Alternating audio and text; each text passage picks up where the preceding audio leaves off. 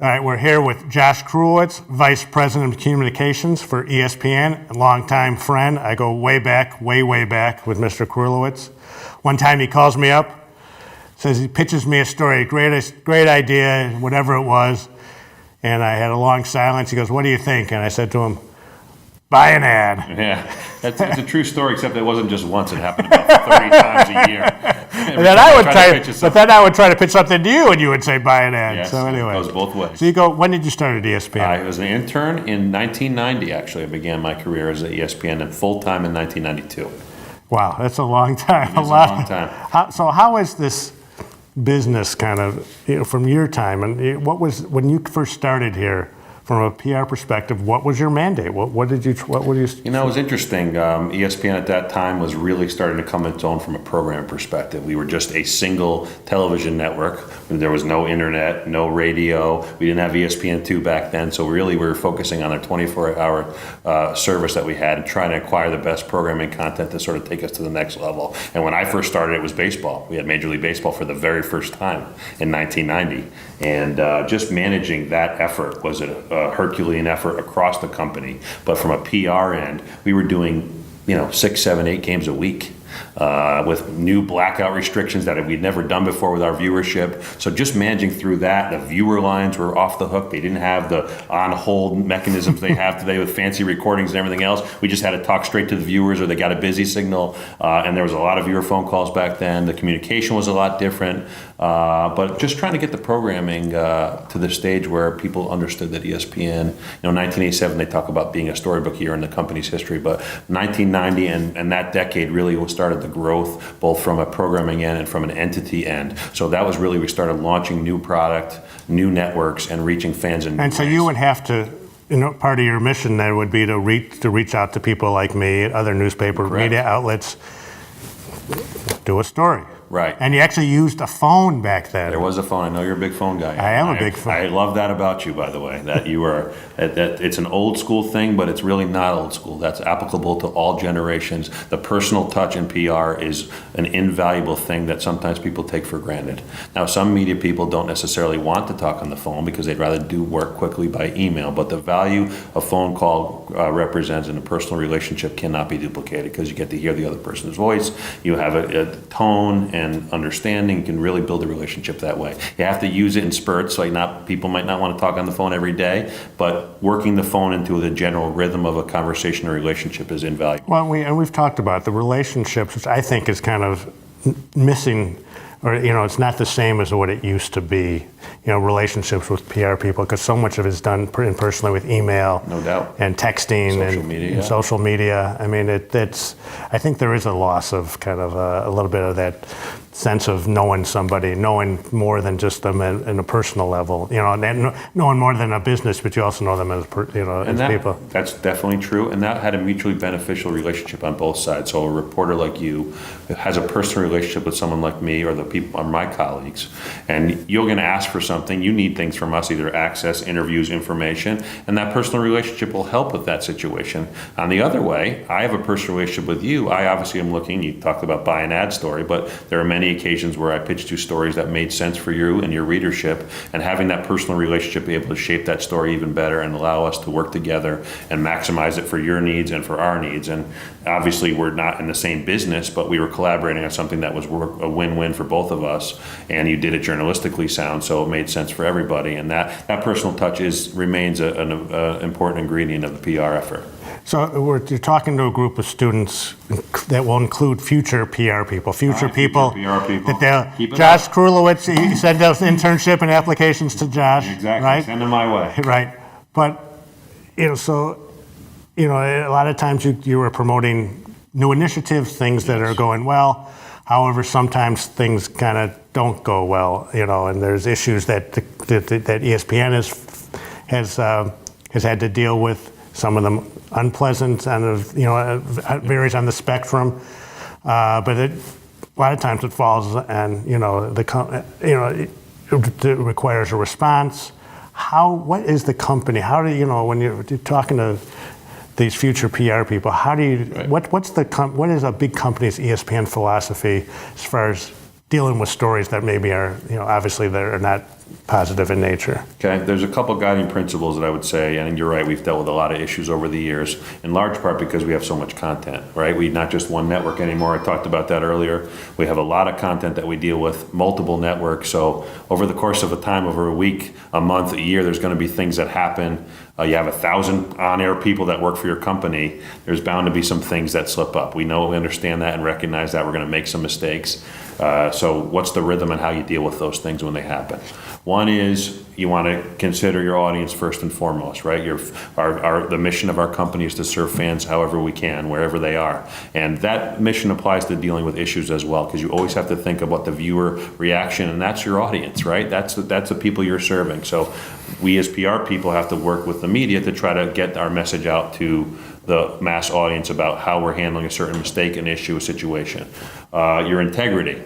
You should never compromise your integrity. You're not lying to media, misleading media, misrepresenting to media is never going to be in the long run a good play for you or your company. It hurts your personal integrity, so the next time you're trying to call Ed Sherman and explain a situation to him or her, that person may not be feel as comfortable getting the message from you. They might say, well, what's this Krulewitz guy telling me now? Last time they proved that they misrepresented. Why aren't they doing it this time? So you have to bring integrity to the conversation. And also, working with your executives at you hopefully, like ESPN has this, and we're very fortunate, you have executives who are willing to listen, have conversation, be collaborative, map out a strategy, and listen to your voice as part of the process. You might not have the final word in what the decision's going to be, but if you recommend to your company's president or executives, this is the path that if we went this way, this is what we think the reaction's going to be. If we go this way, this is what we think the reaction's going to be, and we can all decide together what is the best play for the company. So you want to have executives that are willing to listen, that are decisive, and are going to be collaborative. And in each situation, and particularly now with social media and the instant news cycle that we have, you need to be responsive. Because when we used to be able to wait, you'd write for the Chicago Tribune, you'd have all day, you'd call me in the morning, we have an issue developing, you'd want to comment on it. Okay, I'll get back to you before your deadline at the end of the day. Because I knew that you were writing for the paper the next morning. Mm-hmm. That dynamic does not exist anymore. So the luxury of waiting hours to respond to something just doesn't exist. So you need to be in the moment, respond, and work with everybody internally to be, to have an issue that's basically on the shot clock. The shot clock's going to expire soon. You need to sometimes the best course might be not to say anything, but you need to make a decision on what you're going to do. And oftentimes we consider ourselves as a PR team responsive, accessible, and have high integrity. And those three ingredients really try to, that presides for a lot of things we do. How important is it to get in front of a story like that? Maybe it's not going to be flattering or something that, Extremely important. Obviously sometimes you want to gather information first before you jump to any conclusions. And you can fall into a trap of reacting quickly before you know the facts. Like a reporter might call you and say, I hear X and so-and-so did this. And immediately you might want to think of a good PR path to deal with that. But when you look into it a little further, it's actually a deeper story that requires more context. There's more information around it. It's not what you think. She or he, media reporter, not what you think. It's actually, there's more to, okay, I didn't realize that. So gathering those facts, balancing that with the need for speed, which is definitely prevalent in the news cycle today, making sure you have those things in order, I think it's really important to get ahead of an issue, but it's equally important to gather information. So doing those two things simultaneously is really usually a successful formula. And sometimes that means within minutes, sometimes you might need a half hour, whatever, it depends on the issue. And sometimes there are occasions where by saying something quickly, you may actually escalate an issue because more people are paying attention, or there's a specific, something else might come along and take all the attention away from the thing you would have dealt with. So there's different rhythm to it as well, but there's no exact science to any of it, and you just have to use your experience and collective collaborative sort of conversation to guide you.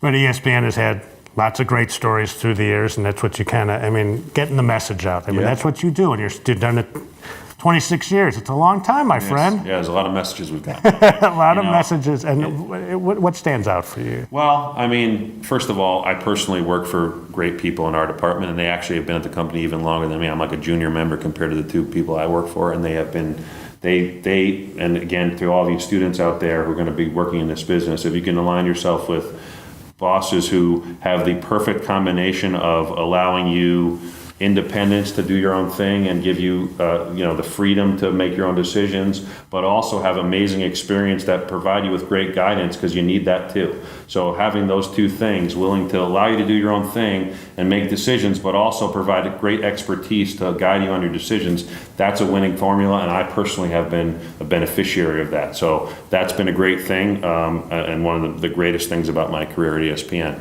But in terms of specific instances, you and I dealt with one of my greatest I'd say, initiatives that ESPN's ever done. That's the Sports Century Project. At the end of the 20th century, ESPN counted down the 50 greatest athletes of the century and did a show on each athlete, and it was a series. Amazing. It was a year-long thing. Each show was praised as an amazing work of documentary programming, and we revealed each athlete week by week. We didn't say who it was going to be, and we got great attention for it. Ended up winning a Peabody Award, which is a huge honor in our industry, and that was one specific highlight. I would say the launch of the X Games.